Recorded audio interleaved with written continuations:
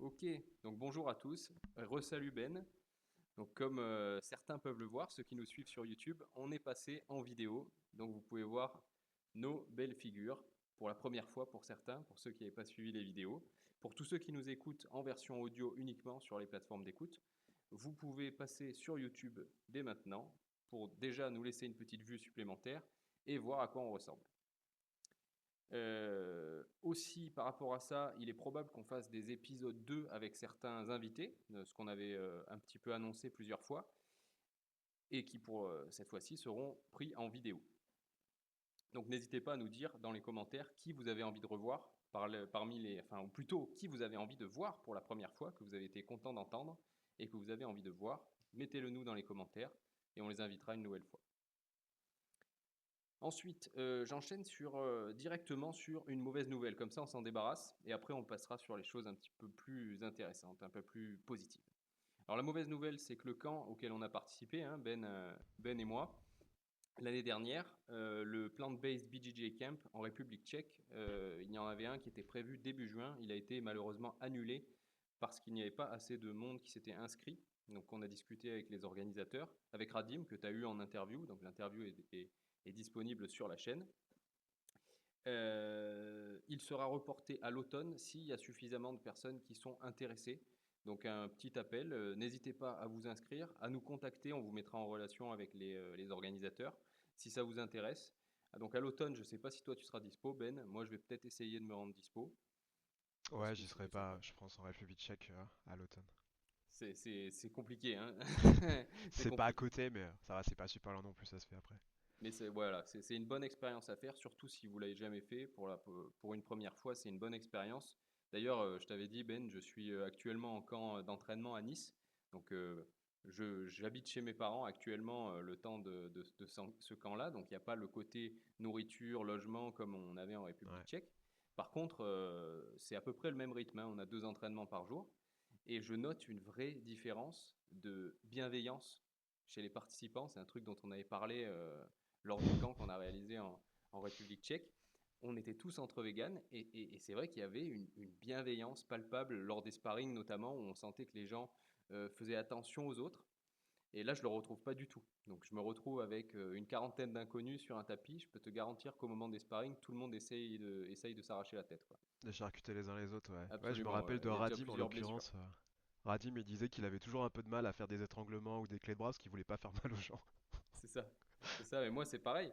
Et là, vraiment, Ouais. on a déjà plusieurs blessés on est quoi? On est jeudi au moment où on enregistre. On est jeudi midi. Donc, je m'entraîne depuis lundi 2 fois par jour. Et il y a des sparring toujours à la fin des entraînements. Et on a déjà quelques blessés et pas mal de gens, moi y compris, qui commencent à être cassés d'un peu de partout, hein. J'ai la nuque soudée. J'en peux Ouais, plus. ça fait partie aussi du petit programme intensif, hein. C'est ça. C'est ça. Donc voilà, donc n'hésitez pas à nous contacter et on vous mettra en relation avec Radim. Et si on peut, on y sera aussi, peut-être sur celui-là, peut-être sur ceux des années prochaines. En tout cas, moi, ça m'a donné vachement envie d'y retourner, ne serait-ce que de vivre un camp dans une organisation différente. Je réalise que c'était quand même vraiment bien cette petite organisation. Ouais, encore plus avec le petit côté qu'il y avait mondial avec des personnes qui étaient vraiment de tous les pays, où on Ouais, était 7 absolument. ou 8 nationalités différentes, donc ça Mm, c'était vraiment aussi cool. c'est clair. Ok. Sinon, une petite news dont on a parlé tout à l'heure, c'est au niveau des compléments alimentaires. On a souvent dit sur le podcast avec différents invités, notamment les diététiciens nutritionnistes de formation, que le collagène était uniquement d'origine animale, que ça n'existait pas le collagène vegan. C'était vrai, hein, jusqu'à présent. Et on voit de plus en plus sur des sites de compléments alimentaires des collagènes vegan qui sortent. Donc les premiers, c'était myprotein.com qui les avait sortis et ils ont été beaucoup décriés parce qu'en fait, ça n'avait de collagène que le nom, c'était du marketing pur. Il y a des sociétés qui se sont beaucoup plus penchées sur le sujet et qui ont réussi à créer un collagène avec des chaînes d'acides aminés qui sont très proches du collagène humain, un peu comme si on mangeait de la chair humaine, quoi. Tu vois. Bien sûr, tout est issu Le de plantes, comble. hein. Ne pas faire un extrait de ce podcast à ce moment-là. Tout est issu de plantes et on reproduit le collagène humain. Ce serait, selon les quelques études menées par ces laboratoires-là, un collagène qui serait beaucoup plus adapté à la récupération, notamment de la peau, mais aussi des articulations, ce qui nous intéresse particulièrement dans les sports de combat, pour l'être humain, que de consommer du collagène bovin ou d'origine de poisson, que le corps doit d'abord décomposer pour recomposer ces chaînes d'acides aminés. Donc à suivre, je pense que c'est assez jeune pour tirer des conclusions définitives. Moi j'ai essayé, j'essaye de me faire des petites cures de ces collagènes de différentes marques pour voir ce que ça donne, étant donné qu'en tant que pratiquant de jiu-jitsu brésilien, nous sommes de super sujets d'expérience pour ce genre de compléments, étant donné qu'on a toujours mal quelque part. Ouais, jiu-jitsu brésilien et même sport de combat de manière générale, ou même certains sports aussi qui abîment vraiment le corps de A à Z. Toujours bien d'en prendre soin après les entraînements. C'est clair. Voilà pour les compléments. On va rentrer dans le vif du sujet avec les news concernant les athlètes véganes et je te laisse la parole pour ça. Ouais, bah pour les petites news avec les athlètes véganes, ça va être en lien aussi avec les news qu'on a au niveau international, à savoir les JO qui arrivent incessamment sous peu en France, donc les Jeux olympiques. Et on a une petite vingtaine, trentaine d'athlètes qui sont véganes. Il y en a quelques-uns dont on a déjà fait le portrait, qui font des sports de combat, des arts martiaux, qui seront présents. On a notamment Tamara Thibault, donc, qui est une championne de boxe anglaise, qui est canadienne, qui est déjà multititrée et qui a déjà fait plusieurs fois, au moins une fois déjà les Jeux Olympiques, donc qui va une nouvelle fois faire la compétition ici en France. Et on a aussi de l'escrime, on a Viviane Kong, du coup, qui est numéro un mondial, en tout cas elle l'était en 2018-2019. C'est sa troisième sélection olympique, et pareil, elle est multititrée au niveau des championnats asiatiques et des coupes asiatiques. Donc on souhaite qu'ils réussissent. Donc ça c'est vraiment pour deux athlètes qui sont liés à pur et dur à vegan fighter entre guillemets vu qu'elles font des sports de combat et des sports d'opposition. Mais après on a tout un tas d'athlètes dans différentes disciplines. Donc on a dans le foot féminin, on a Alex Juste Morgan. Ben, je te coupe deux Ouais, secondes. Tamara Thibault, qu'on a invité sur le podcast, qu'on a du mal à joindre un petit peu, parce qu'elle ouais. est très populaire. On aimerait bien la recevoir sur le podcast parce qu'elle est francophone, a priori, de ce qu'on a su. Donc n'hésitez pas à lui envoyer des messages, lui laisser des petits commentaires. Vous taguez Vegan Fighter, il faut qu'elle le voit apparaître pour qu'elle nous contacte et qu'on puisse faire ce podcast avec elle. Ouais, sait-on jamais, Tam, si tu nous entends pendant ta préparation ou pendant tes entraînements, n'hésite Ou pas à nous après la envoyer un médaille petit d'or, par message. exemple. Ouais, voilà, après la médaille d'or, tu vois. N'hésite pas à penser à nous, à te dire un petit mot sur le podium, ça peut être cool. Et du coup, ouais, comme je disais, il y a plein d'autres athlètes véganes dans différentes disciplines. En weightlifting, on a Amanda Schott qui vient du Brésil. Toujours au Brésil, dans le rugby, il y a Marina Fiovoranti. Toujours au Brésil, on a du volleyball féminin avec Marcis Carneiro, Ana Carolina. Il y a un paquet d'athlètes brésiliens et brésiliennes qui sont véganes. Hmm. Donc ça se développe énormément là-bas au Brésil et du coup ça se reflète aussi évidemment dans le sport de haut niveau. Après pareil, on en a au niveau du basket, on a Diana Taurasi, on a un Allemand aussi en escalade, Alexander Megos. Toujours en escalade, on a Oceana Mackenzie qui nous vient d'Australie, ou un dernier petit nom, on a aussi le Suisse qui s'appelle Jonah Raes sur le 5 km. Donc voilà, c'est juste histoire de situer quelques noms, on s'en fout si vous les retenez pas, c'est pas du tout l'intérêt, mais c'est pour dire qu'on a vraiment des athlètes du monde entier qui sont véganes et qui vont participer à ces JO, et qui sont des athlètes de haut niveau qui arrivent très bien à performer avec une alimentation 100% végétalienne sans souci. Enfin Et là, en bref, ça du plus, coup tu c'est parles pour... que des végétaliens purs. Il y a probablement aussi plein de végétariens dont on n'est pas au courant ou on n'a pas forcément fait les recherches. Tu parlais du Brésil tout à l'heure. Le végétalisme, bien sûr, se développe, mais le végétarisme l'est déjà aussi depuis très longtemps. Il y a plein d'athlètes comme notamment Mika Galvao en jiu-jitsu brésilien, qui est une des étoiles montantes du JJB, bah, qui s'affichent comme végétariens. C'est écrit dans leur bio Instagram, c'est quelque chose dont ils sont fiers. Alors, ils ne sont pas encore véganes, mais on s'imagine bien qu'ils sont sur cette voie-là. En tout cas, c'est quelque chose qu'ils acceptent comme les définissant. Et je pense que ce pays est en avance sur ce sujet. Ouais, carrément, il y a beaucoup de choses à faire à ce niveau-là, mais c'est lié aussi au contexte colonial qu'il y a par rapport à la consommation de viande qui n'était pas présente, on va dire, avant la colonisation et ce genre de choses, et qui est très négatif pour la biodiversité de manière générale, où les gens se renseignent par l'environnement et ils végétalisent aussi un max leur alimentation. Et ouais, par choix, on parle pas réellement des athlètes végétariens, si ce n'est que quelques fois. Et on joue aussi sur le côté certains disent plant-based, qui se traduiraient plus par végétalien, c'est-à-dire qu'on sert juste l'alimentation, mais qui sont pas forcément vegan, c'est-à-dire qu'ils vont pas faire gaffe à d'autres aspects de leur vie. Par exemple, ils vont pas faire gaffe à pas avoir de cuir dans leurs fringues, ce genre de truc. Donc c'est vrai qu'à des fois, on mélange un petit peu les deux, plant-based et végétalien et vegan sur le podcast et dans nos publications, mais ça a dessein, c'est aussi dans l'idée d'essayer de les influencer à devenir réellement vegan dans toute leur Mm. pratique de vie de manière générale. Et enfin, du coup, voilà, il y a les JO qui vont se passer. Il va y avoir plein de belles choses qui vont se passer, mais juste un petit aspect un peu négatif aussi des JO, c'est qu'il y a plein de trucs horribles qui se passent à cause de ça. Enfin, il y a des dizaines de milliers de sans-abri qui ont été virés de Paris, qui sont virés d'un peu partout. Plus de 12 500, donc on vous invite aussi à lire les associations qui en parlent, comme Utopia 56, et à soutenir du coup soutenir les actions qui protestent en fait contre ça. Et pareil, du coup, il y a des militants écologistes qui sont partis en garde à vue d'Extinction Rébellion parce qu'ils ont collé dans le métro des autocollants qui disaient les JO c'est pas Jojo. Donc ils sont partis en garde à vue, ils vont faire de la tôle probablement Extrêmement à cause grave, de ouais. ça. Mm. Enfin c'est hallucinant tout ce qui est criminalisation des actions écologistes et même des actions antispécistes animalistes. En l'occurrence, ça permet de faire un peu la transition avec Paul Watson là, qui a été arrêté au Danemark récemment, en lien justement avec ce qu'il faisait par rapport pour dénoncer le Grindagrap aux îles Féroé, donc c'est-à-dire le massacre des globicéphales noirs qui sont également appelés dauphins pilotes.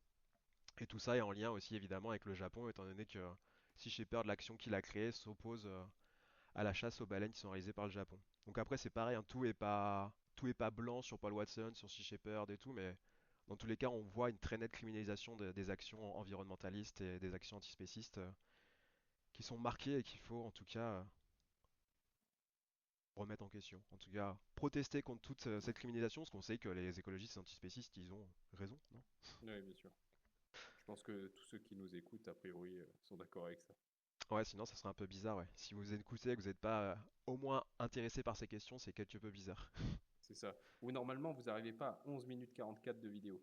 C'est- Ça s'arrête avant pour nous mettre un petit emoji barbac. Ouais, petit emoji barbac. Et aussi par rapport au JO, il y a pas mal de com qui a été fait sur le fait qu'il allait avoir une végétalisation grandissante des espaces de JO. Donc autant pour les athlètes que pour le public. Donc après, vous l'aurez pas, hein, ça va être des trucs végétariens, blindés d'œufs, blindés de lait, Ouais. majoritairement, vraisemblablement. Mais ça reste une avancée, quoi.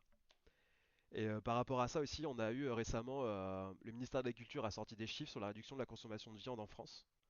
Donc youpi, enfin en France ça évolue. On parlait pas mal de l'Angleterre, de l'Allemagne, où il y a une réduction, mais du coup en France on est de l'ordre d'une réduction de 6% en 20 ans, Mhm. et donc ça reste positif. Après c'est une réduction par habitant.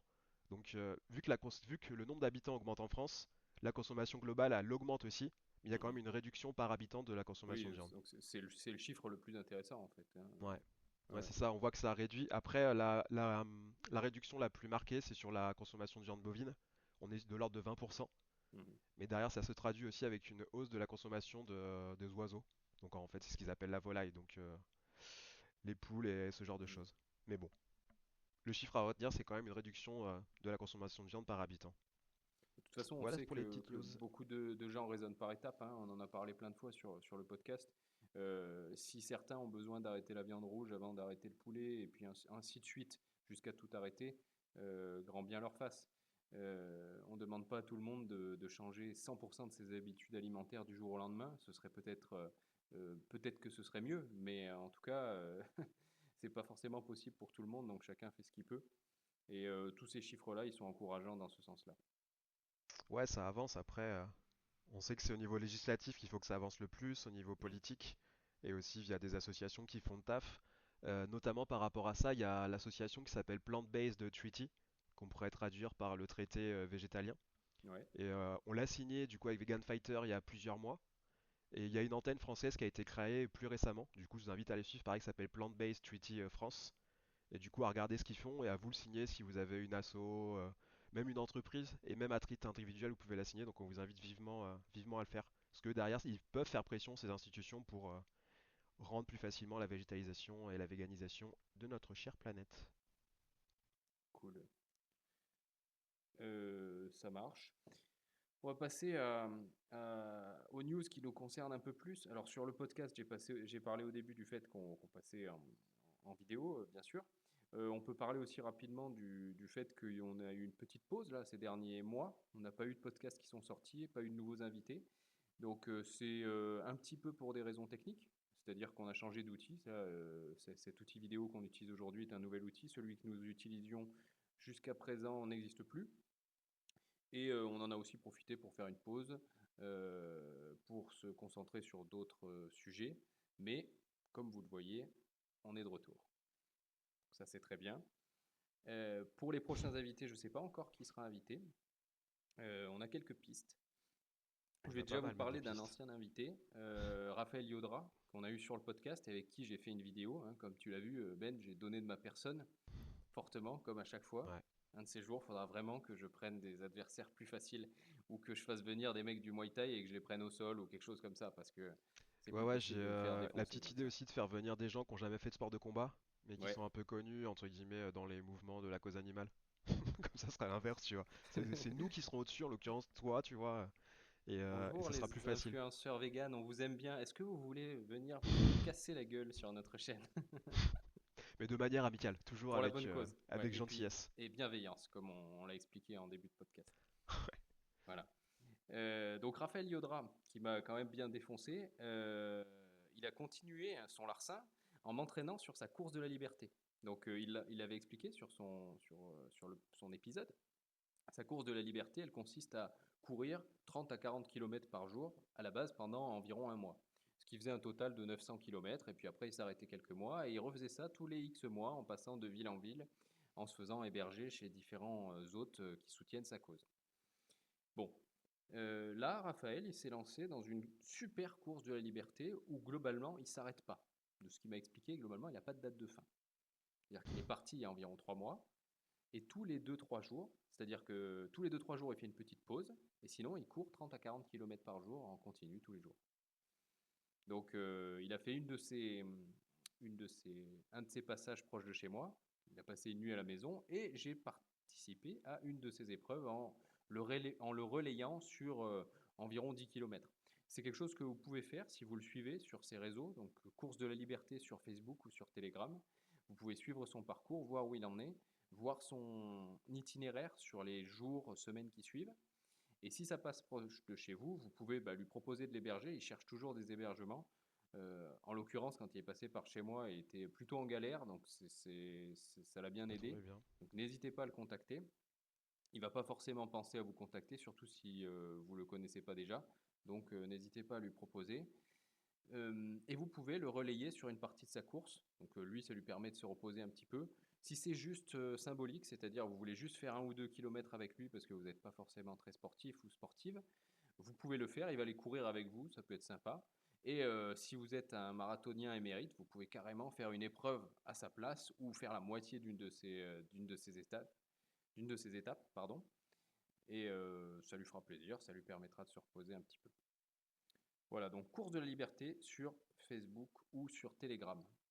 Et un petit coucou également à Claire qui gère les réseaux sociaux de Raphaël, d'une main de maître, qui crée des vidéos pour lui très souvent. Donc tout ce que vous voyez sur Course de la Liberté, c'est beaucoup Claire qui le met en ligne, qui le met en forme, qui fait les montages. Donc voilà, tapis dans l'ombre, elle bosse fortement depuis le début de cette Course de la Liberté interminable de Raphaël. Quand Raphaël va-t-il claquer? Pas aujourd'hui, apparemment, vu qu'il court encore.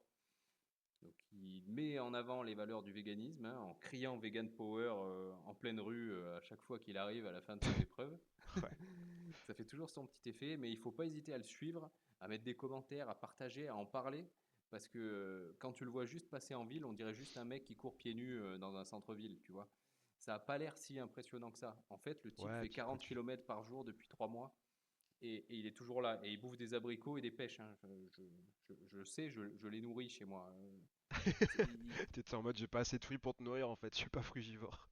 Non, mais c'est presque ça. Non, il mange un peu de tout, mais il n'est pas non Ouais. plus à se surgaver, quoi, hein. On est sur des produits les plus bruts possibles. Il a un mode de vie le plus écologique possible. Donc c'est une rencontre intéressante à faire pour chacun d'entre vous, si vous avez cette occasion de le faire. Voilà. Sinon, Ben, prochaine compétition. Après, tu parlais des podcasts juste avant que tu rebondisses là-dessus. Ouais, Tu disais qu'on savait pas qui seraient les prochaines podcasts, mais c'est pas vrai. Il y a tellement de projets qui sont dans les cartons. ouais, Genre, tu cherchais quelqu'un niveau rugby, on a enfin déniché quelqu'un, tu vois, ouais. qui fait du rugby niveau amateur et qui est vegan. Jean-Marc Ganciel, en l'occurrence, avec qui tu prévoiras peut-être un truc prochainement. Je te laisse gérer le rugby, moi, c'est Mm. pas mon sport fav.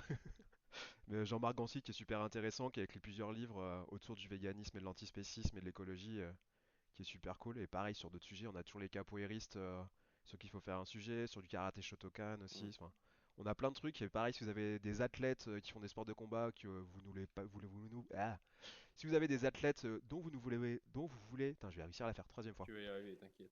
Si vous avez des athlètes dont vous voulez nous partager les noms qui font des sports de combat et qui seraient ravis de faire un podcast avec nous ou sur qui on préfère un petit portrait, n'hésitez pas, c'est carrément bienvenu. Impeccable. Et ben c'est. Ah oui, je voulais parler des compétitions. T'as failli t'en Ouais. sortir quand même. Mais en fait, non. Donc en ce qui me concerne, prochaine compétition, c'est Grappling Industry à Monaco. Ce sera fin août, le 28 ou 29 août, je ne sais plus. Le dernier week-end d'août. Ceux qui sont intéressés par le jiu-jitsu brésilien, par le grappling, qui pratiquent ou qui habitent dans le 06 par exemple et qui ont envie de venir voir, n'hésitez pas à venir sur cette journée-là. Une compétition avec un mode de fonctionnement que j'aime bien parce que tout le monde affronte tout le monde dans la catégorie. Donc on n'est pas sur de l'élimination directe où tu te prépares pendant peut-être des semaines ou des mois. Tu y vas et tu te fais sortir au premier tour et tu rentres chez toi pour pleurer. S'il y a 5 personnes dans la catégorie, tu es sûr de faire 5 combats. Même si tu perds les 4 premiers, tu peux peut-être gagner le dernier et finir sur une bonne note, par exemple. Ça permet de gagner de l'expérience. Et pour le fun fact, notre invité numéro 10, Florian Kolb, il a participé à des compétitions, à beaucoup de compétitions, notamment une de cette organisation-là, où il a affronté Nicolas Régnier. Je ne sais pas si tu connais Nicolas Régnier, qui est Ouais, une carrément, grande ouais. figure du grappling français, et il l'a battu. Donc Florian l'a battu sur cette compétition-là. Et je crois que c'était en 2019. Donc si vous avez envie de voir du beau grappling, c'est sur YouTube. Vous tapez Florian Kolb versus Nicolas Régnier et vous verrez le combat en entier. Du coup, la date, je sais plus quand est-ce qu'elle est du Grappling Industries, mais dans tous les cas, moi je serai pas dispo si elle est le dernier week-end d'août. Parce Je que crois que le c'est le dernier week-end 31, d'août. Ouais. ouais, si ça tombe le 31 août, il y a la journée mondiale pour le fin du spécisme qui est organisée à Montpellier et du coup je serai participant à la manifestation, donc Du je coup, serai là-bas. on devra faire deux groupes. Toi, tu vas C'est sur ça. la manifestation et moi, je vais étrangler des gens. Ça pourrait être le cas de créer un drapeau vegan fighter à agiter C'est et de clair. manifester avec un t-shirt de boxe taille et des gants, C'est histoire ça. qu'on nous repère bien. Tu peux mettre le rash guard dans dans la Yes, foule. yes. Voilà. Bon, ben, écoute, on a fait le tour. Très sympa ce format. Ça fait bizarre de savoir qu'on est filmé. Tous les deux, Mm. on a nos langues qui ont un petit peu fourché plusieurs fois par rapport à la version purement audio. Ça doit mettre un petit trac en plus. Donc, Ouais, soyez ça rajoute. indulgents. Ne nous insultez pas en commentaire. Ou alors, faites-le, ça nous fera des commentaires en plus après tout. On Ouais, s'en c'est fout. ça, c'est le fameux au moins on vous a parlé de moi quoi. Même si C'est derrière ça. vous êtes là pour nous tracher, y a pas de souci. Faites donc. Ça marche. Bon, bah écoute, Ben, je propose de couper là et de souhaiter une bonne journée aux auditeurs. Ouais, bonne soirée aux auditeuristes ou bonne journée en fonction de là où vous êtes évidemment. Voilà. Ciao, ciao.